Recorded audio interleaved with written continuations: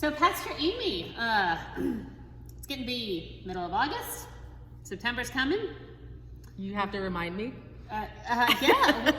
What's happening for worship? Are we doing a rally day, a big kickoff? What's the plan? We have a plan. We do have a plan. It's a plan. We hold it loosely because, of course, we're still living in the midst of this crazy pandemic that changes from day to day and week to week. Absolutely. But we have a plan. So we want to share with you a little bit of a plan. The plan that we've pulled together has been the work of a number of people who have said, yes, I'd like to help you think about this. The Sunday morning launch team has come together to think about how we come back together, not just at the end of the summer like we usually do right after Labor Day, but really as we learn to live alongside this pandemic. How do we come back together as a community? How do we re-knit together as a people? And what format and what plans will help us do that best? Yeah, you might remember, or you might have heard, that some of our leaders last spring did some planning together, did some sort of talking about what are some goals that need to draw our community together. And so two of those goals that we adopted for the congregation, one was around engagement, that the people of Bethlehem would be engaged in our ministry. And the other goal was around intergenerational relationships and connections, that this would be a community where intergenerational connections and relationships were at the forefront. So we've taken those two goals to plan our Sunday morning come September 12th. Yes. And so this is what a Sunday morning is going to look like starting September 12th. We're going to gather for a single Sunday morning worship service. The prelude and the live stream will begin at 8:55. The announcements will take place right after that is over, and the hope is that the liturgy will begin at 9 o'clock. So we'll work really hard to keep worship that'll have weekly communion to an hour, and then at 10:15 after a fellowship time, we will gather for what we're going to be calling Faith Formation for All. Pastor Hoffman, you want to talk a little bit about that? Sure. So we're going to gather in 3 places throughout the church. If you are of confirmation age, so a 6th to 8th grader, you're going to go to the confirmation room where you've met before. If you are in the LYO, so if you are in 9th to 12th grade, you'll meet in the LYO room. And if you are anybody else, you'll meet in the fellowship hall. So that includes any households that have somebody who is 5th grade or younger. That includes people who do not have children in the household. That includes anybody else in the congregation who would like to take part in our faith formation, which we hope is all of you. We'll gather in the fellowship hall. The time that we share from 10:15 to 11 in each of those 3 rooms will follow the same format, and it's something called Faith 5, which is a pattern for gathering as a group that includes sharing some highs and lows, sharing some things about your week, best things about your week, not so great things about your week, as a way to kind of come together. It involves reading scripture together. It involves reflecting on that scripture and sharing together, praying together, and blessing one another. So we're going to gather in the fellowship hall and do that just like confirmation and LYO will. We're going to use the same format for all of those groups that will build on the scripture that we heard in worship and the theme that we used to shape our worship life. So this becomes a way to engage those themes together with kind of our peer groups. And in the fellowship hall, we're going to do sharing of those highs and lows together around a table. You might remember, it might be a long time since you've been in there, but the fellowship hall has these wonderful round tables that are perfect for conversation. So we hope that each table will include at least 2 households, maybe more, to share those highs and lows together. At the end of that time of sharing, the kids, so anybody that's roughly preschool to 5th grade, will go to some breakout rooms. We hope to have at least 2 opportunities for them. So the younger kids will gather in one room and the older kids will gather in another, with adults in each room to do an activity that will allow them to engage the theme tactily. It might be through a dramatic retelling of the story that we studied in worship. It might be doing music together, might be playing a game or doing a craft.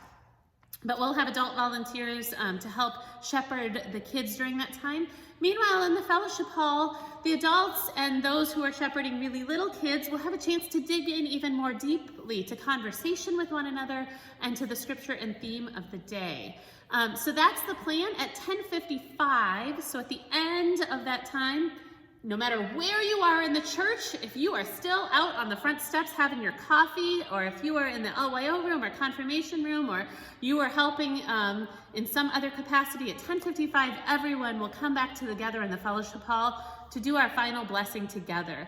We want to get in the habit of actually speaking a word of blessing to one another, so that as we go forth from this place on Sunday morning to keep living the faith, we do so with God's blessing and the blessing of the community. Yeah, so you can see we've got, I think, an exciting Sunday morning and ambitious Sunday morning plan. This cannot happen just with Pastor Hoffman and I. It cannot. It cannot. We have, as many of you know, sometimes some pretty creative ideas, but we need help. So we need everyone in this community to be active in terms of participation, but also connecting with us if there's a way that you want to connect to help make Sunday morning happen. We really need everyone's involvement to make this happen, to engage all of the ages and different experiences within this congregation. So if that's something you're interested in, reach out to us. We also know that you might have questions. Of course you have questions. This idea and this notion of how we're doing Sunday morning has been evolving for several weeks now. And almost every time we gather, someone asks a question, well, what about this? And so we've already made a lot of shifts, and we know that you might still have questions about what Sunday morning is going to look like. So we want to invite you to join us Tuesday at noon. Because we're going to have a Q&A with us. We're going to have a Zoom conversation where you can either ask your questions live, or if that doesn't feel very comfortable for you, send them to the church office at blcfairport.org. And Jim Berner is going to kind of facilitate that conversation, and he's going to collect those questions, and he's going to ask us those questions in that Zoom call. So if you have any questions about what Sunday morning is going to look like, we really encourage you either to join that Zoom next Tuesday at noon, which we'll record and share with the congregation, or just share your question with the BLC office, and we'll make sure that Jim gets it so that he can ask us. We want you to have a chance to have those questions asked before we kick all of this off on September 12th. And if you can't join that Zoom, it'll be recorded. We'll share it so you can watch it later. But the big takeaway here is that we want your participation. We want you to be involved, and we want you to engage all of this with a spirit of grace.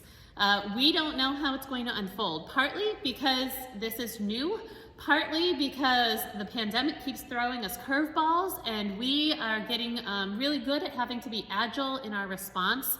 But we need your input and participation to continue to help us shape this.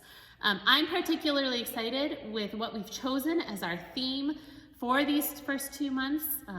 The theme is called I've Been Meaning to Ask, and the questions that will guide our conversation together, our worship life together, will really give us a chance to talk meaningfully with one another, to get to know each other, even if we already knew one another, to go a little deeper, and to find out ways that we can walk together more fully in this next chapter as a community. But as Pastor Amy said, that takes all of us, not just showing up and participating, which we hope you'll do, but rolling up your sleeves and trying your hand at helping us to lead in some way. So you'll also see in the coming weeks, through the weekly star, through a quarterly mailer that will be showing up in your mailbox, ways to sign up to say, yes, I can help in this way. And it might be things that you haven't tried before. Maybe you can help us make sure the doors are unlocked and the lights are turned on Sunday morning. Maybe you can help read the lessons or participate as a worship leader.